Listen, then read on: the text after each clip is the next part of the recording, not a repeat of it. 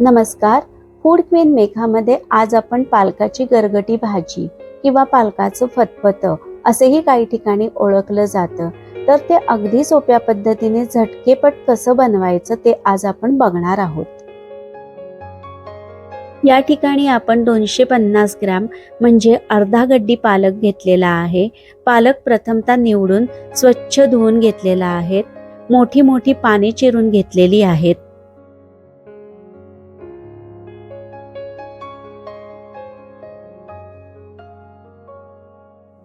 आता एका कुकरमध्ये ही पालकाची चिरलेली भाजी घालून घ्यायची आहे.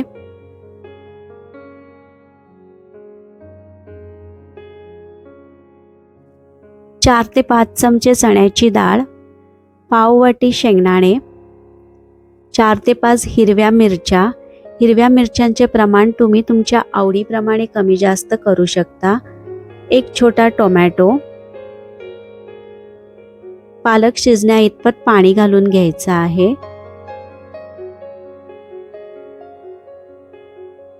8 ते 10 लसणाच्या पाकळ्या. कुकरचे झाकण लावून साधारणतः 5 ते 6 शिट्ट्या होऊ द्याव्यात. पालक शिजण्यासाठी फार वेळ लागत नाही, पण यामध्ये डाळ व शेंगदाणे घातल्यामुळे थोडा वेळ लागतो.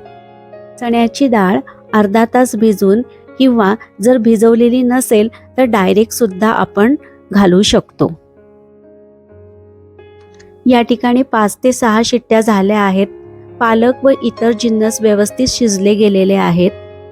आता हे एका वाटीच्या किंवा तांब्याच्या साह्याने व्यवस्थित हाटून घ्यायचं आहे.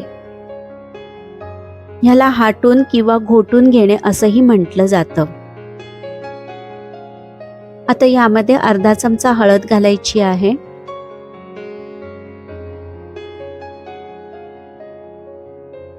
चवीप्रमाणे मीठ घालून घ्यायचं आहे.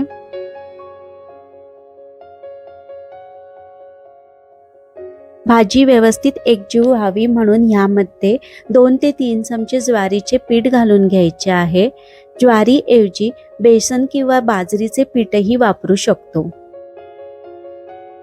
हे बघा, या ठिकाणी ही भाजी व्यवस्थित एकजीव झालेली आहे. आता फोडणी तयार करून घ्यायची आहे. फोडणीसाठी एका कढईमध्ये 3 ते 4 चमचे तेल टाकून घ्यायचं आहे.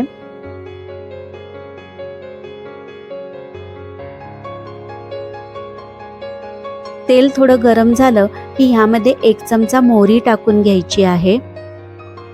मोहरी तडतडली की ह्यामध्ये अर्धा चमचा जिरं टाकायचं आहे. आता या फोडणीमध्ये हाटून घेतलेला पालक घालून घ्यायचा आहे.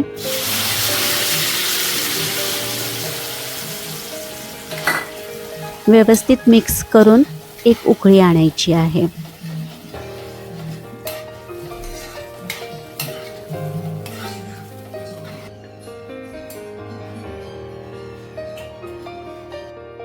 भाजीला छान अशी उकळी आलेली आहे आणि या ठिकाणी आपली पालकाची गरगटी भाजी किंवा पालकाचं फतफतं तयार आहे.